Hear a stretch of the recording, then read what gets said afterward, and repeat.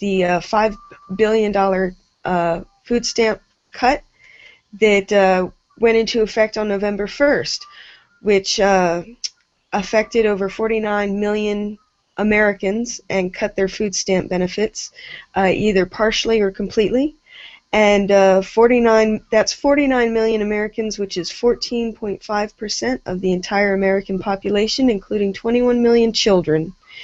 This is amidst a recession, and we are now currently the second highest child poverty rate in the developed world. Now, isn't that amazing? Already, that stat. America, the richest country in the world, and we're the second highest for child poverty. I know. Blows your mind.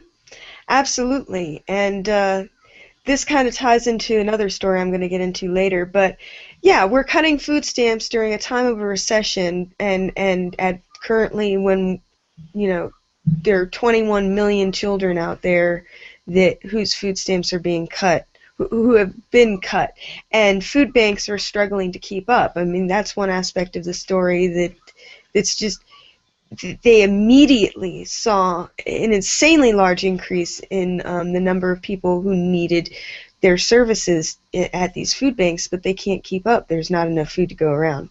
You know, so people are having to wait hours and hours and hours in line. It's like bread lines all over again, essentially.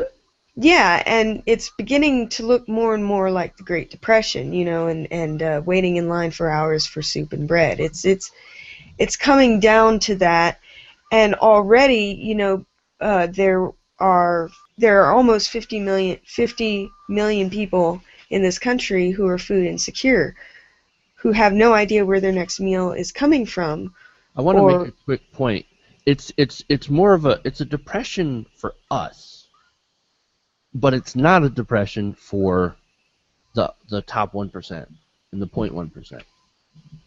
So right. I just want to make that distinction. It's bad for everyone except for at the top, because the top is doing absolutely phenomenal at this point. Right. The top is making more money than they ever have in the history of this country. They're breaking records insofar as profit and what they're taking home, and the rate that their wages are increasing.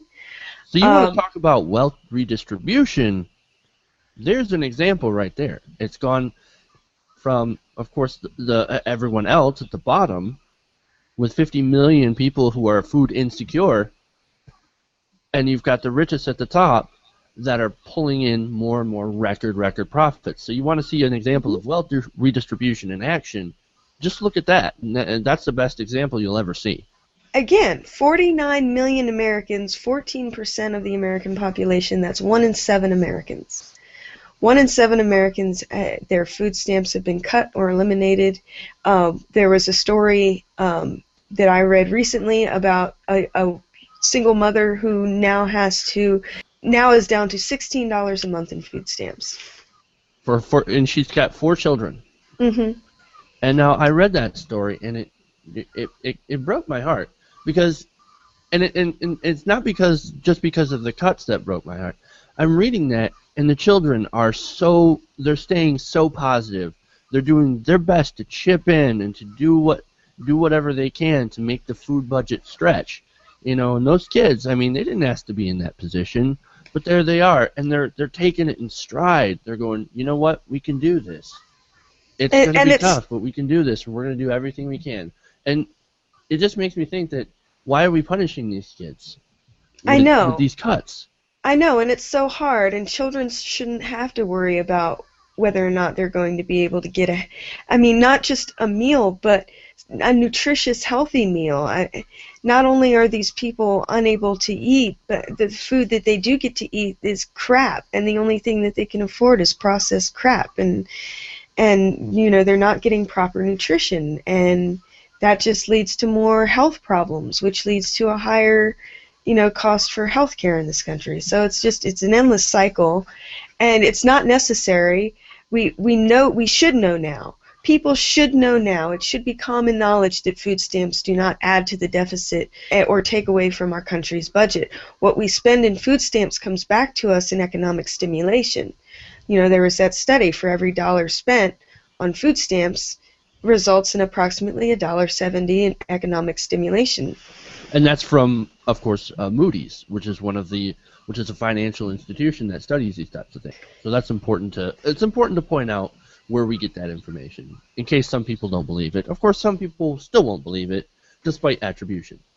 And in case anyone doesn't know, the reason that we are dealing with $5 billion in food stamp cuts is because the stimulus that Obama signed into action when he went into office has been allowed to default, and Republicans refuse to agree on a new budget for food stamps. And they refuse to reenact the stimulus, and they want to see an additional. Well, the House does. The Republican House wants to see an additional $40 billion cut to food stamps over just the next decade. So, I mean, we've seen the effects now of a $5 billion cut and how much that can cut into someone's food stamp allotment. Imagine what $40 billion, even stretched over a decade, which isn't really that long, would do to devastate families all over this country.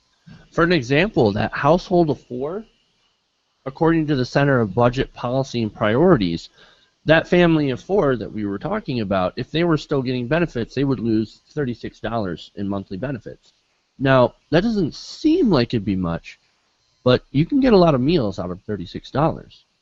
Absolutely. About maybe a week's worth of meals off the plates. Mm-hmm. Taking a week's worth of meals away from these people. And something to remember is that there's a study is that usually most of the SNAP benefits, I'm not sure whether it's 90%, but most families that get SNAP, their benefits are redeemed by the third week of the month. They're gone.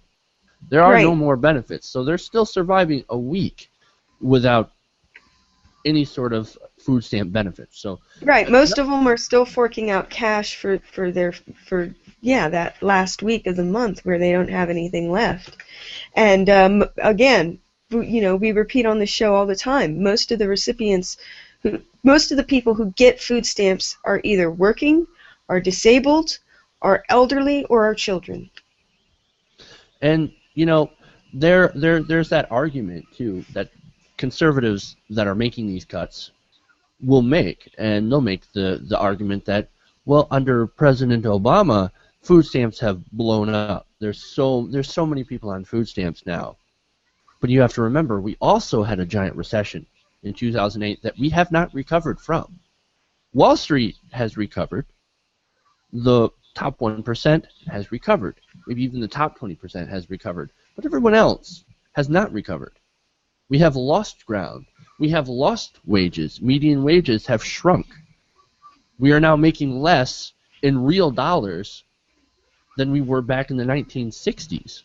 Mm-hmm. So there are so many intricate points which are left out of the food stamp discussion, especially when it comes to right-wing circles. So you really have to look into the facts and to look into what the situation is. Because it's easy to cherry pick out a talking point like, oh my God, look at how many people are on food stamps. Obviously, you're buying votes with food stamps. And that's also the common argument. Whereas there's an actual need when you look at the numbers and when you look at the people that actually need them. Hey, thanks for watching this video. Please leave a comment below. And if you enjoyed this video, make sure to hit the like button and share with your friends. If you want to see more, go to our channel at youtube.com/TYTNation. And if you really want to support the show, support this channel, go to our fundraising campaign at www.patreon.com/TYTNation. The website is in the description below. Thank you guys, and keep watching.